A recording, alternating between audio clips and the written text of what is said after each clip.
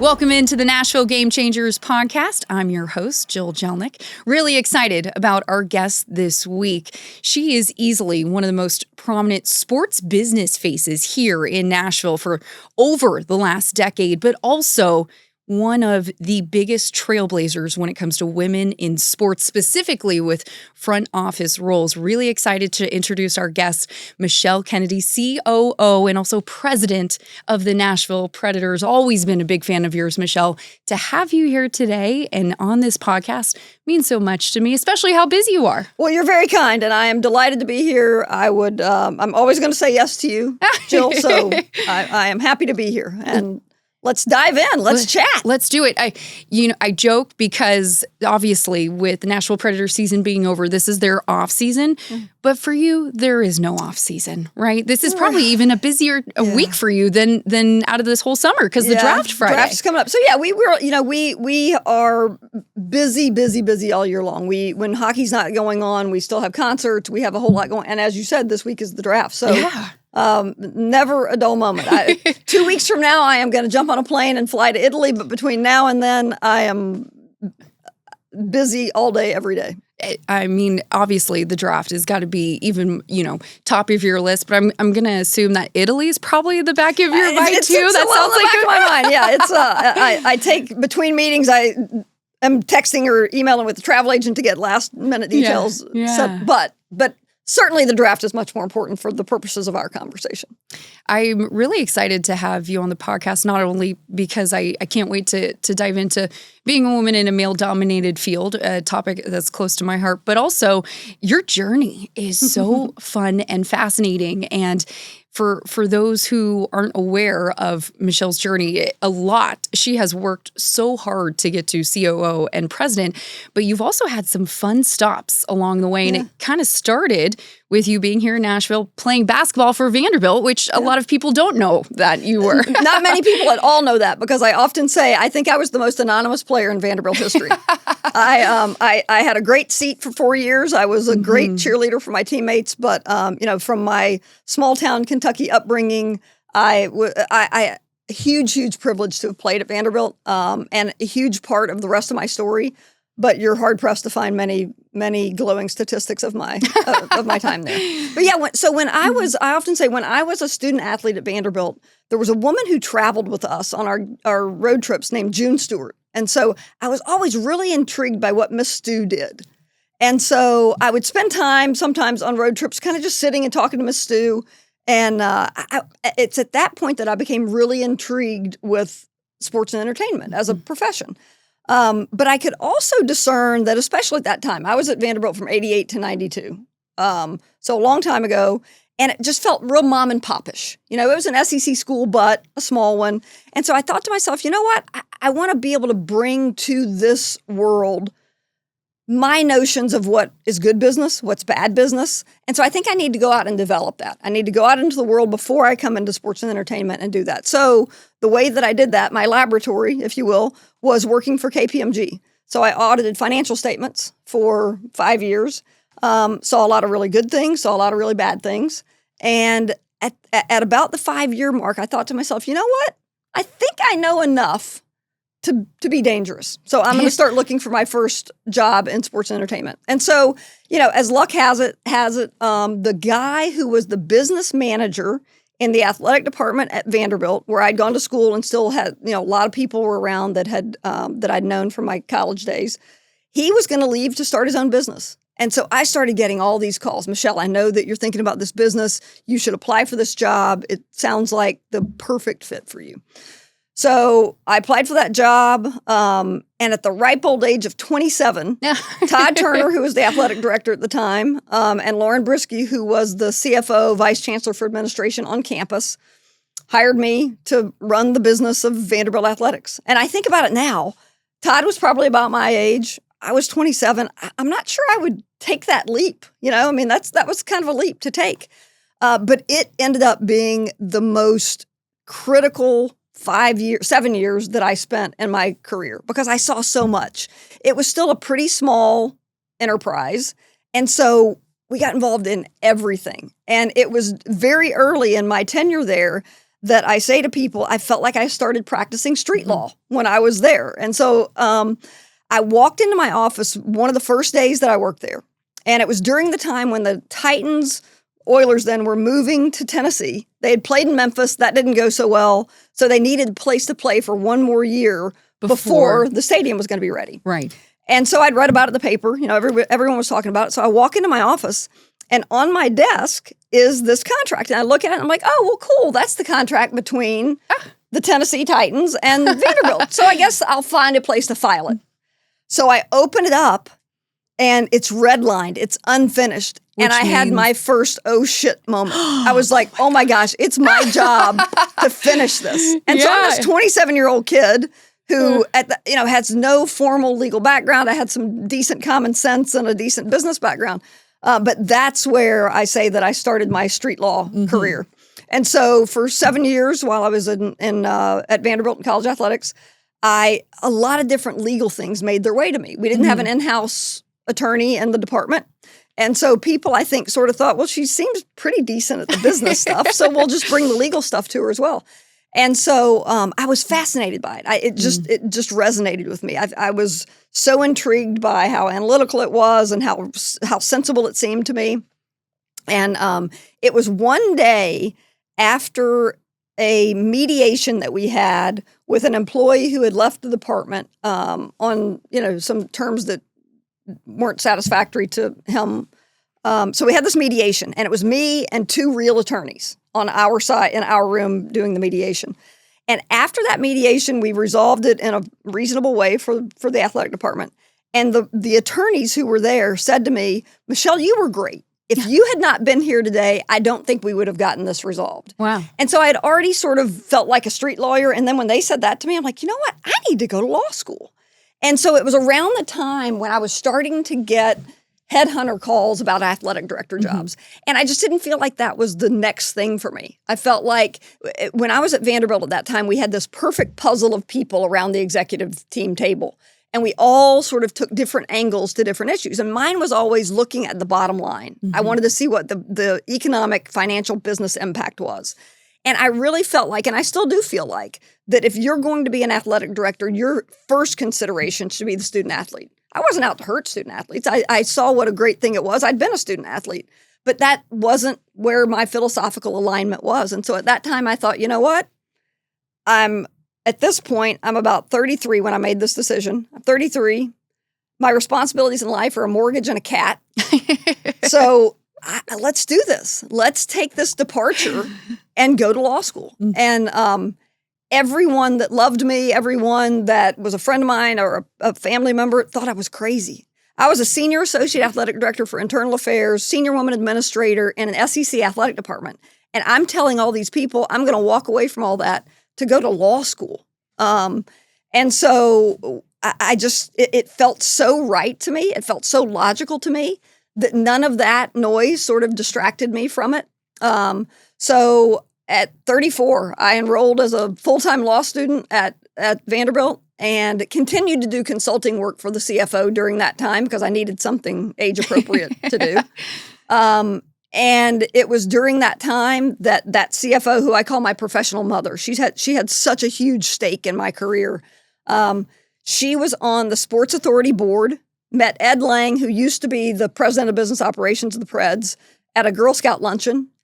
Craig Leopold was about to sell to the group that bought it in 2007.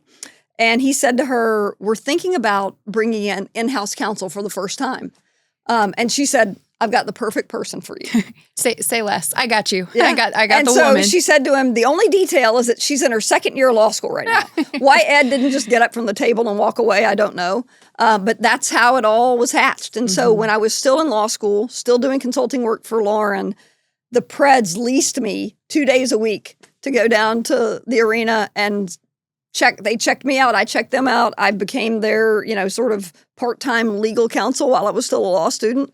And then on the other side of that, when I graduated, they hired me as their first in-house counsel. First in-house counsel for the Preds. Yeah. Wow. And you had no idea, right? Probably when you started law school that you were gonna end up down a professional sports path. Well, it was sort of when I decided, you know what, this athletic director stuff is probably not my next step. I felt like because of how I processed things and thought about things and from a business perspective, I did think to myself, on the other side of law school, it would probably make more sense for me to be in professional sports. Yes. Never in a million, the thing that I never in a million years could have imagined is that I would be able to stay in the town that had become my home. You know, I grew up in a tiny little town about 2.5 hours from here, but I came to go to Vanderbilt, and I've been here since. Mm-hmm. And I mean, you know, you're in your business and my business, you don't have the luxury often of staying in the same town. No, you have to bounce around all over the place. It's usually pretty rare. Yeah. And so that was the part that felt so fortunate to me. And so, you know, here I am 17 years and a few titles later, still with the Preds. Yeah. Just incredible stories. And technically also, once you became the first in-house counsel, were you an intern at one point as well? So I called myself an intern during that period of time when I was in law school. I was doing consulting work for Vanderbilt, and they were leasing me from Vanderbilt. But it was, I was effectively a geriatric intern. Right, because they hadn't hired you at that point. Right. So yes. Okay, so let me get this straight. Not only did you help bring the Tennessee Titans to Nashville, here in Nashville, you also interned with the Preds and now the CEO and president of the Preds. Like I said, an amazing journey, just incredible. And I also have to mention, you are one of 2 female presidents in the NHL, just 2 out of the 32 teams. So not only did you carve your own path and work your way up to climbing the ladder at such a high level in this organization, but you're also one of the few females to do it. And I have to imagine along your journey, you faced probably so many challenges, a lot of adversity when it came to being a woman in a male-dominated field. Yeah, I always enjoy answering this question because my response to it is, I think, not what anyone expects it to be. My response is that I haven't. I have had the great fortune of working with great people, great organizations, great ownership who see me as I see myself, which is as a diligent professional who's very loyal, very hardworking, and I have not felt held back at all for being a woman. And I think the important part of that, I think there are 2 in the NHL. I don't know. I don't keep a census on any of that. Mm-hmm. The only reason that matters to me at all is because I want, my goddaughter or your niece or my friend's girls to see someone that looks like them doing a job that maybe someone has led them to believe they can't do. What I do a lot of speaking and a lot of different things. What I always want people to leave that with is there's nothing that special about her. I can do anything she's done. And that's what I want people to say. That's what I want people to say. And I also want people to hear the narrative, though I know it exists. I know that there are people who are women in male-dominated fields who have faced challenges and who have felt like they've been walking uphill their entire careers. I just haven't. And I feel really fortunate for that. But I want people, the part of that I want people to hear, especially young women, is it's not a given that you're going to have this horrible time achieving whatever you want to achieve in a profession that is traditionally male-dominated. That's not been my experience, and I hope that as time goes on, it'll be fewer women's experience. I always like to tell this story when I was being interviewed. I think it was a Women in Sports Day, and we had a game that day, and so I was sitting with Lindsay Rowley, and we were having this Women in Sports conversation, and the person who came right after me, it also happened to be the night that we were celebrating David Poyle achieving the historical mark of being the winningest GM of all time. Yes. Mm-hmm. So his daughter was in town with her husband, and they have 2 daughters. So Ellie, who at the time was probably 9, I would say, Ellie came up after me, and Lindsay was interviewing her, and she asked Ellie what she wanted to be when she grew up. And Ellie didn't say, "Oh, golly gee, I sure hope I can." She just said, "I'm going to be a GM of an NHL team." Yes. She did not say it with apology. She did not say it with any disclaimers. She did not say it with anything except total certainty. And so that's what I strive for. That's what I hope for the next generation. And, I already feel a difference from the whatever number of years, 17 at the Preds and a lot of years before that. I've had a career for a long time. I don't like to do the math. I think there is a difference. I want there to continue to be a difference. I think the real win in this area is when we don't have to have Women in Sports Day. Every day is Women in Sports Day. I want there to be complete equality. I have felt that in my career. I want others to feel the same, and I hope that in the future we have a lot more of that. In Nashville, give a lot of credit to just the city. I feel like we are seeing more females in sports-related roles, whether it's Lori Locust, the assistant coach for the Tennessee Titans. I'm a huge fan of hers. She's a great example. Obviously, you yourself, sports broadcasters, Lindsay, you mentioned Lindsay Riley. Oh my gosh, huge fan. Her and Kara Hammer, shout out to them. So we're definitely seeing more and more females in those sports roles.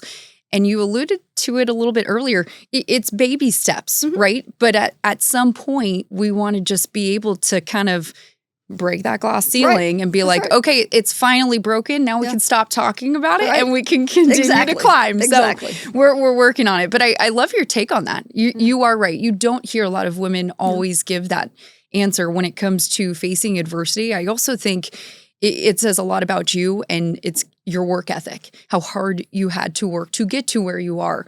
And each step of the way, the challenges, being fearless and taking on law school. At early 30s. Yeah. I think every step of your journey, I'm sure you've probably had a game-changing moment, we should say.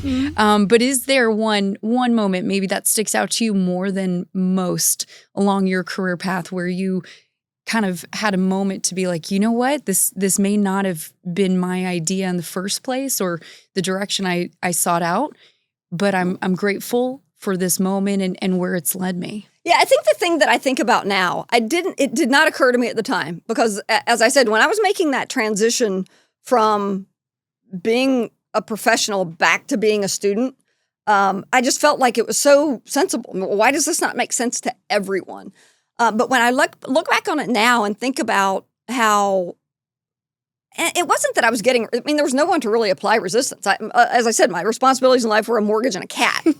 How's that cat doing, by the way? The Amos, God rest her soul, she's gone. And Amos was the girl. Bless Amos. There was a naming. Anyway, we won't get into that one. But now I have 2 cats now. I've doubled my cat responsibility since that time. But anyway, back during that time, there were just a lot of people who sort of looked at me like, are you sure? You sure you want to do this? Yeah. And I think now, back then I was in my early 30s. I think in many respects, you're a lot more bold when you're in your early 30s than when you're in your mid 50s in some ways. And so I look back now and I think, thank goodness I did not let any of that interrupt my trajectory, that I stuck to my plan. And it was a weird plan. I mean, there were days, I remember one day in law school. So Vanderbilt is a very traditional law school. There was one other woman and me who were the geriatric law crowd. She was in her 30s. I was in my 30s. Everybody else was in their, like they'd just come out of college. So it was a little bit odd. I sat in corporations class one day. It was Labor Day. And so I was already a little bit irritated that all my friends are at a cookout and I'm sitting in class. And there was this sort of distressed sounding conversation going on behind me. And I couldn't help but sort of hear it without even trying to eavesdrop. And I was thinking to myself, oh my gosh, it sounds like somebody's lost a family member or something. And as I continued to listen, these 20-somethings, and this is probably my second year of law school, so I'm probably 35, 36, and I've got these 22, 23-year-olds sitting behind me. They are so distressed because the television show, The OC, had been canceled. Oh my gosh, and as I which sat was there, a travesty. As I sat there that day, thinking about the cookout I wanted to be at, and all the other things that I wanted to be doing, I thought to myself, Michelle, what are you doing? Oh my gosh. So there were a couple moments like that in the middle of law school when I felt like it was totally age inappropriate. But in answer to your question, I think it's reflecting back on that period of time when I had a great, great job. And it was at my alma mater. And I was, getting athletic director job offers. That I stuck to my guns and followed my passion, the passion I developed in my 20s and early 30s to go to law school because it led to really great places on the other side. Yeah, no question it did. You're listening to Nashville Game Changers with Jill Jelnick. Be sure to like and subscribe. We'll be right back after this.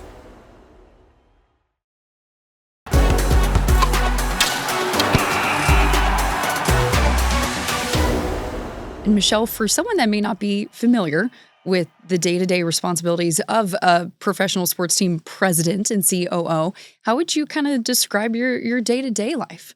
Day-to-day, I think one of the reasons that this feels so right for me is that no 2 days are ever the same. I have a little bit of professional ADD. Like, I couldn't just sit and do the same thing all the time. But Don't you probably have to have a little bit of that, though? Yeah, I think. So, it's a little bit of everything. You think about my background. I'm an accountant and a lawyer. I often tell people, if you think you're having a bad day, imagine being trapped in my mind. So, naturally, some of those things will make their way to me. We have very competent professionals who do all of those things. But if the escalations need to happen, those will come to me. I get involved in our marketing plans, our revenue plans, I'm not going to be sitting in the draft room. Nobody really wants to know who I want to draft on Friday or Saturday.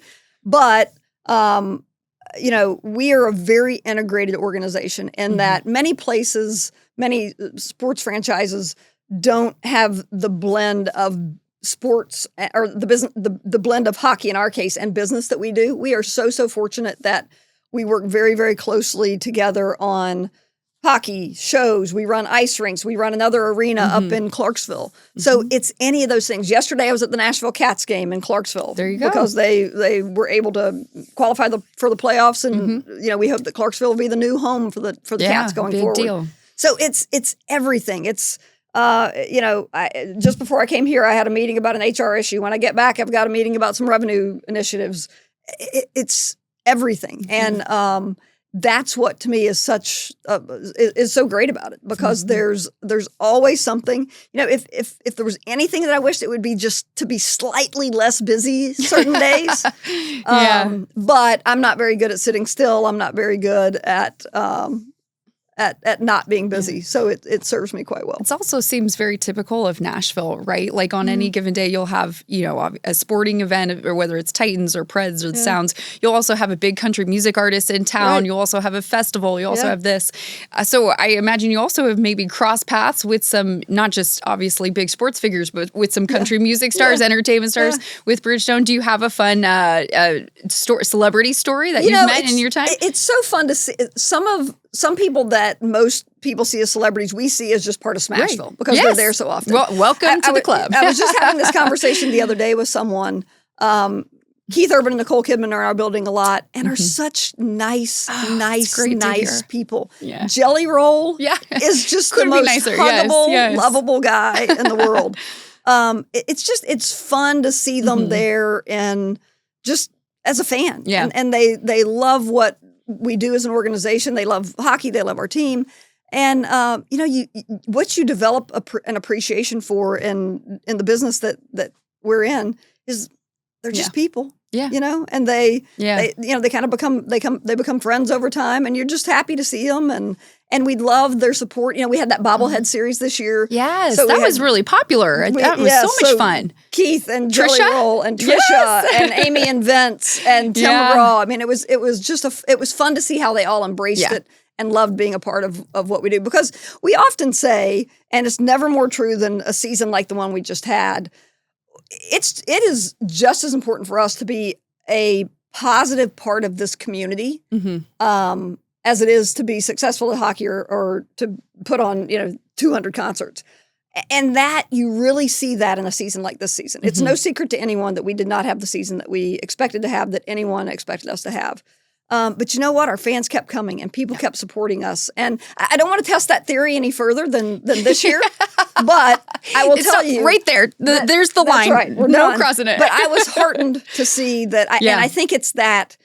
I think it's that community cachet that we have developed over time that keeps us relevant, even in a situation where the result on the ice wasn't what we wanted to be nearly as often as we'd like this year. We had Sean Henry, CEO of the Preds, on the podcast a couple weeks ago, and we talked about that same sentiment in terms of how the Preds, since you guys have gotten here, since you came here in Nashville so early, 2000, you guys have always been embedded in this community, always looking for ways to help. And I think that is one of the coolest things about Smashville is the intersection between the hockey, the entertainment, the country music stars, and this love for the city. The people you mentioned, Nicole Kidman, Keith Urban, they love Nashville. It made me think of Brad Paisley. I got a chance. I was covering a super cool, actually, I was just volunteering at a fun Christmas shop that helped give kids toys to kids, underprivileged kids. And it was through his store, the store here in Nashville.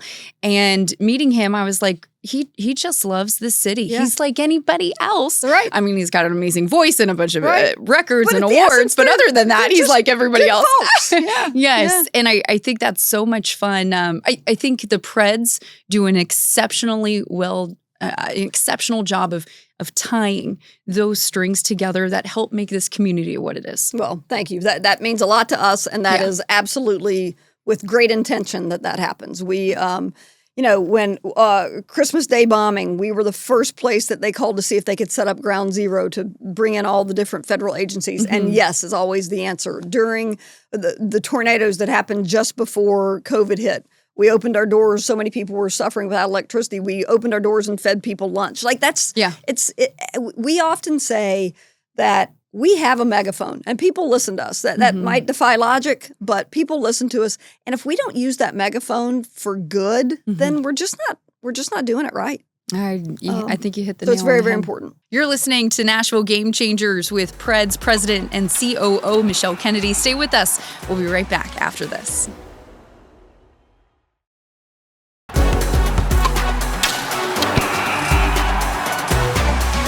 Michelle, before we let you go, we want to finish with our In My Opinion segment. Give you full range of whatever topic you want to rant on, harp on, or just shout out. Either or, doesn't have to be positive, doesn't have to be negative, but just a chance to kind of get into that accountant lawyer head of yours that you say is always turning. Yeah. What's been on your mind lately? This is probably on my mind because just this past weekend, I had the great fortune of getting together with a bunch of my colleagues from Vanderbilt when I worked there. And so many of them are still in college athletics.